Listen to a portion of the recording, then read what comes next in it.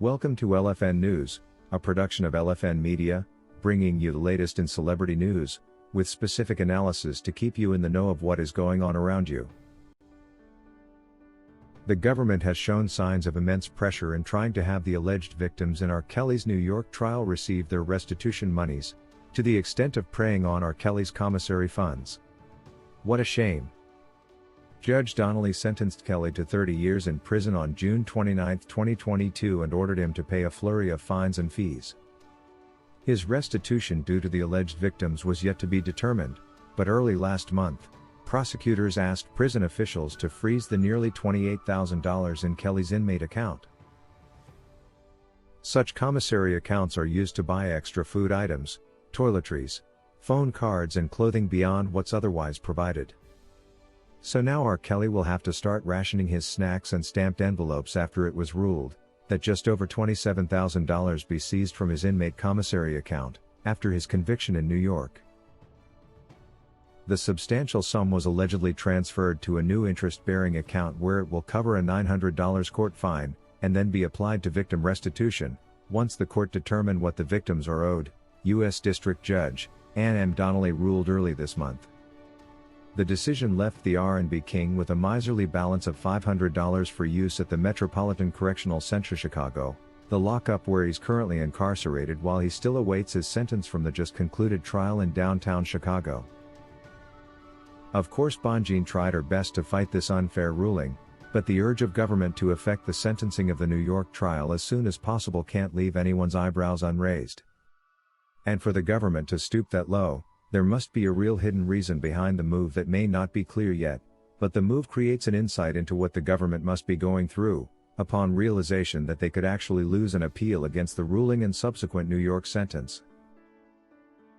Jennifer Bonjean, R. Kelly's defense attorney, filed a notice of appeal, which did not say on what grounds Kelly intended to challenge the verdict and the 30-year prison sentence he was given, after he was unfairly found guilty of charges of racketeering in violation of the Mann Act. Although the notice of appeal did not specify on what grounds R. Kelly's legal team would be challenging the verdict, Bonjean has been an open book about this from the onset, clearly expressing her frustration at how the government wrongfully chose to incorporate racketeering charges in R. Kelly's indictment, just to find a way of incriminating him on allegations that were way past their statute of limitations. Bonjean has always been openly vocal about her intended approach in appealing the unfair RICO charges against her client by prosecution. During her post-sentencing press conference, Bonjean openly spoke about her intent to appeal the charges, saying that there was no evidence provided to support the allegations that her client was a part of an enterprise, and called the charge completely inappropriate. There was no RICO Act violation to justify racketeering charges, Bonjean stressed. These were isolated events that happened many years ago, and the government simply tried to plead around the statute of limitations to bring in a RICO charge, which was completely inappropriate. She continued, saying, "All I can tell you is there was no enterprise. There was no enterprise. It was one man with allegations by a number of women, which doesn't make it an enterprise, and that is why he's not guilty of racketeering," she stressed, reaffirming her intentions to appeal the unfair ruling and subsequent, visibly outrageous sentence. She added that she was excited about the impending appeal, and confident that their appeal would persuade the Court of Appeals to dismiss the visibly bogus charges. The government's choice to impose inapplicable racketeering charges against R. Kelly can be understood as its endeavor to find anything incriminating against him, but why the judge went ahead to slap Kelly with such an outrageous sentence, even way beyond what prosecution itself was seeking, leaves a lot to be desired. It should be noted that the RICO charge against R. Kelly in the New York trial was merely brought in by the far-reaching hand of prosecution, to simply manipulate the trial, seeking to have R. Kelly charged for a long enough period, making it greatly dependent on proof that R. Kelly worked with other members of his team in committing these allegations.